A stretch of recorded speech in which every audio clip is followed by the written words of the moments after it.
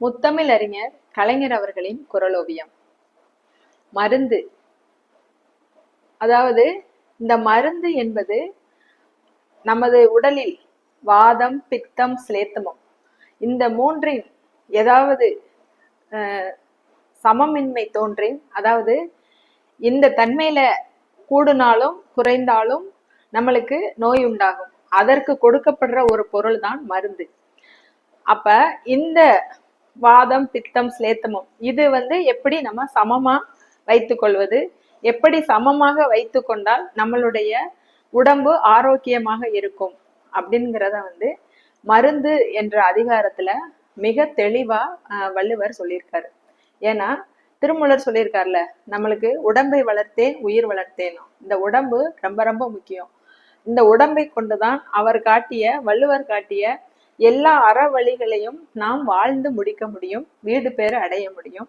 அவர் காட்டிய அற செயல்களெல்லாம் நம்ம செய்து முடிக்க முடியும். அதுக்கு நல்ல உடம்பு வேணும், அப்பதான் நல்ல செயல்கள் செய்ய முடியும். நம்ம நல்ல உடம்பை எப்படி பெறுவது அப்படின்னு சொல்லி பார்க்கும்போது நம்மளுடைய செயல்பாடுகள் நல்லதாக இருக்க வேண்டும். முதல்ல நோயே வராம இருக்கிறதுக்கு என்ன வழி அப்படின்னா, நம்மளுடைய உணவு.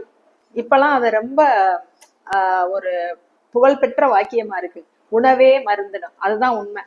அதாவது நம்ம சித்த மருத்துவத்துக்கே உரிய சிறப்பு அது.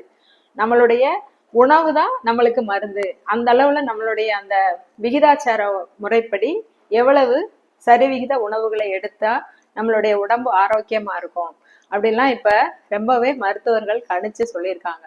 வள்ளுவரும் இதை குறித்து தன்னுடைய அதிகாரத்துல முழுவதுமா சொல்லியிருக்காரு. அதாவது நோயே முதல்ல வராம இருந்துட்டா வருமுன் காப்பது நல்லது இல்லையா? அதுக்கு என்ன செய்யணும் அப்படின்னா, நம்ம உணவுகளை தேர்ந்தெடுத்து சாப்பிடணும். அதுவும் ரொம்ப அளவோட சாப்பிடணும். அளவோட சாப்பிட்டதும் ரொம்ப ரொம்ப முக்கியம். என்ன அப்படின்னா, அந்த முதலில் சாப்பிட்ட உணவு நன்றாக ஜீரணமான உடன் தான் அடுத்த உணவு நம்ம உண்ணணும். ஏன்னா அந்த முதல்ல சாப்பிட்ட உணவு அப்பதான் நம்மளுக்கு அந்த செரிமானம் ஆகிக்கிட்டு இருக்கும். அப்ப அந்த நிலைமை நடந்துகிட்டு இருக்கும்போது நம்ம மேலும் உணவுகளை உண்ணும் போது அந்த ப்ராசஸ், அந்த செயல்பாட்டுல வேறுபாடு வரும். அதுதான் நம்மளுக்கு உடம்பு பிரச்சனைக்கு வர்ற முதல் காரணம்.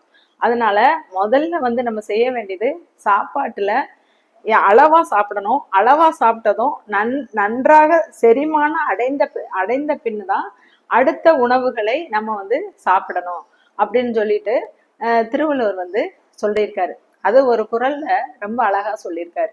அதாவது மருந்தன வேண்டாமாம் யாக்கைக்கு அருந்தியது அற்றது போற்றி உணின் அப்படின்னு. இப்ப நம்மளுக்கு ஏதோ ஒரு காரணத்தினால நோய் வந்துருச்சு.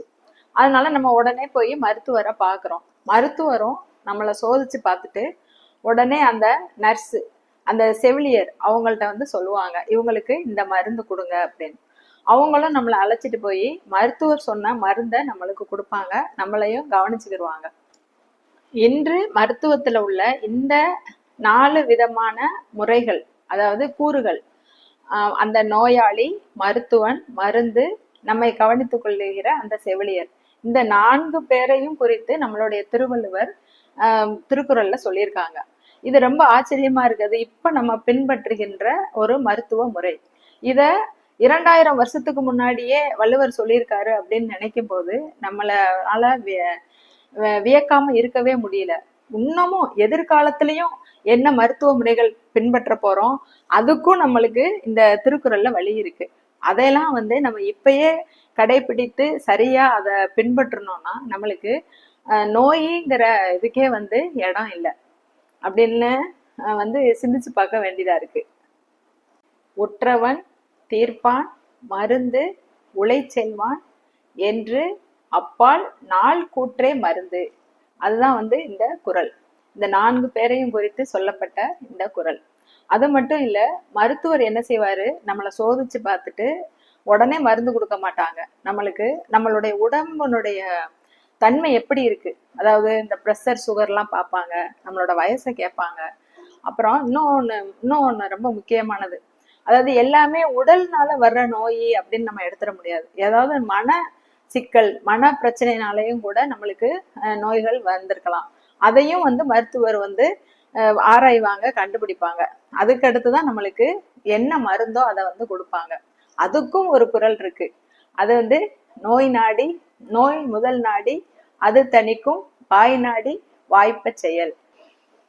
இப்படியே நோயினா என்ன, அந்த நோய் எதனால வருது, இப்படி சாப்பிடுங்க, குறைச்சி சாப்பிடுங்க, நிறைய சாப்பிட்டாலும் செரித்த பிற்பாடு சாப்பிடுங்க, உங்க உடம்ப பாத்துக்கிறங்க, எப்படி மருத்துவரை நீங்க அணுகணும், மருத்துவர் எப்படி நம்மளை அணுகணும் அப்படின்னு அப்படியே ஏகப்பட்ட மருத்துவ முறைகள் எல்லாம் சொல்லி நம்மளை நல்வாழ்வுக்கு அழைத்து செல்வதுதான் இந்த குறளின் மேன்மை.